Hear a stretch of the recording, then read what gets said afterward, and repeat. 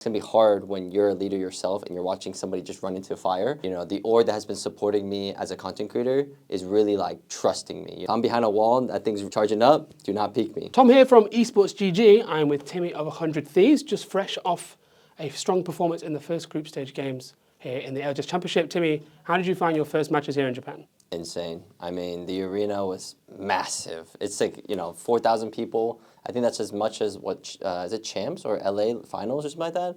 Dude, the crowd was so loud.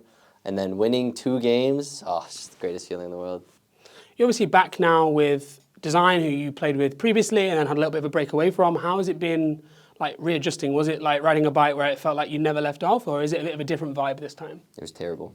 It was genuinely terrible, not gonna lie. But honestly, I love the guy. I think, he's a really great dude outside of the game. Vibe well, very funny, very chill. I know it's kind of opposite because his online persona is literally rager, toxic, and all that stuff.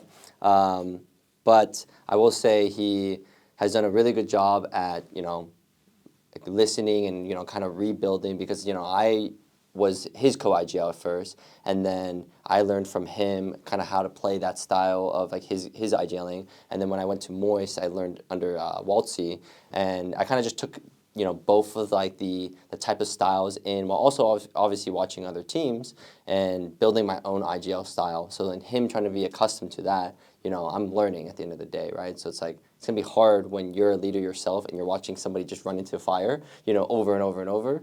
But it was like the steps that needed to be taken. And once it kind of got to the point where it was a good, like, I would say like 80%, he started like really starting to trust it. I felt the energy and, we've been doing really well.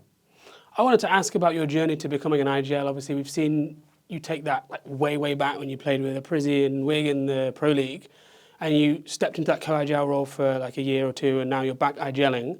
Why did you want to move into the IGL role in Apex? Yeah, so actually, like when I first started, I played with Golden Guardians. I played with P-Fitter and Bronzy, and I was the IGL for that team. The main reason why I wanted to do IGLing is, I don't know, I just felt like I always had the play. I always knew how to just like win it, and it's always like getting to those steps to win was like the difficult part. I just didn't know like the rotations or the steps to get to that game-winning spot. But when I got to that game, the final zone, I felt like I just knew.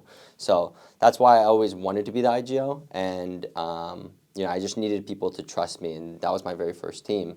We didn't do really too well because, obviously very first time IGLing ever, and also we were all 3 new to competitive in general. So we went there. I played with Nicewig on Team Sheesh and a Prizzy, and actually Nicewig was the IGL. I was the fighting, kind of like, oh, we should fight this and how like walk up and stuff like that.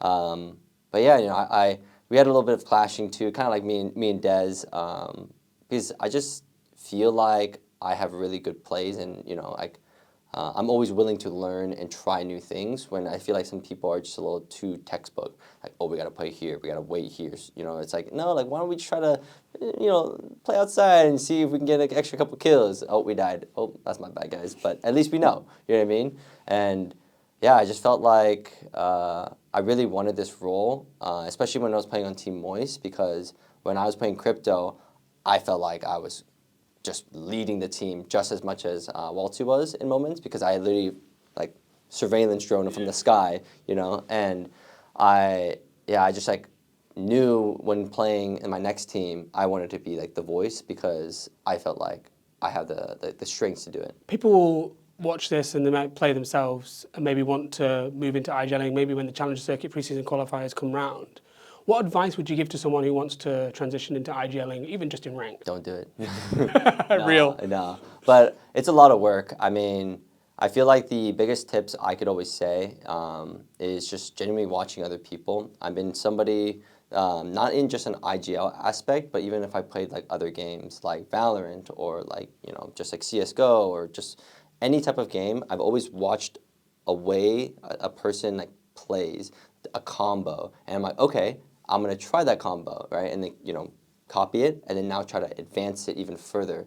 And it's adding those like a little bit more like skill sets to your overall play style. And I think that that can go in multiple ways in terms of mechanical skills and also just like IGLing skills. So I do always recommend just really learning from other people and also just like trying to copy it, but be your own person as well. Because at the end of the day, if you just keep trying to copy like the best player, you're never going to surpass them because they're just going to constantly keep improving. I wanted to quickly touch on you being back with 100 Thieves. Obviously, you've been with the org for a while, but now it's a full-fledged 100 Thieves Apex roster.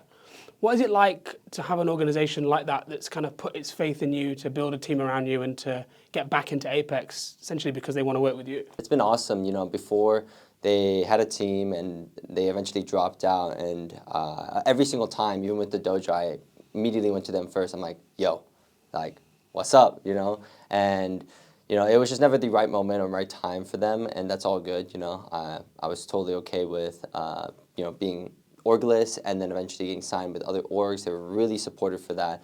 But once they were like, okay, we're getting back in Apex, Timmy, we want to build a team around you, let's see what you can do, it just felt like, you know, the org that has been supporting me as a content creator is really like trusting me, you know? Because as a content creator, you're doing your own thing, and you're also, it's kind of like a partnership, you know? It doesn't really always feel like connected, but when you're a competitor, it genuinely feels like, okay, like we're a team, you trust me to find success in what I'm doing and also lead, you know, the 100 Thieves name.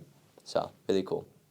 Does that put more pressure on you maybe to kind of come to this event and repay that trust? Do you feel like you want to show them that they made the right decision to build around you? Honestly, I would say like before, maybe like a couple years ago, I think that's like definitely the mindset I had. I definitely was a type of person that was seeking validation for like from other things, like, you know, comments or, you know, people around me, peers, everything like that. But I don't know, something more recently I just maybe happened to me mentally where I kind of just stopped caring about a lot of that type of stuff. And now I'm just like here to just really just be the best person I can be on stage. And, you know, if a team and an org wants to help me get there, I'll help, you know, them get there as well. And finally, I wanted to ask about the use of Rampart. We obviously saw you going absolutely crazy with the Sheila today. How have you found playing that legend? Obviously, it's something quite different to perhaps what people would know you as if they think of iiTzTimmy as an Apex player. Maybe wouldn't go to Rampart. Yeah. Maybe they will now, right? Yeah, I mean, our team has gone through so many iterations of like what to play. I actually was the Newcastle player at first, and then I went to the Gibby, and we actually stayed on the Gibby Newcastle Catalyst comp for majority of the entire like boot camps and, you know, maybe 2 months or something like that. And we actually swapped to Rampart like 3 days before the event, and we played like two scrims with it, and we were just frying. And I just like was like, dang, I think I could be him on this character, you know? It's not that hard, you know? You put down walls, you shoot your gun, that's like, you know, a cannon. And honestly, it's like what I'm known for. I'm known for aiming, known for flicking, so I just think it's a character that I can utilize really well. So everyone should be terrified when they hear that Sheila spinning up. Oh, 100%. Yeah, if I'm behind a wall, that thing's, you know, charging up, do not peek me. I would never dare. Yeah. Timmy, good luck for the rest of the tournament here in Japan. Thank you so much for taking the time. Thank you for having me. I appreciate y'all. Thank you so much.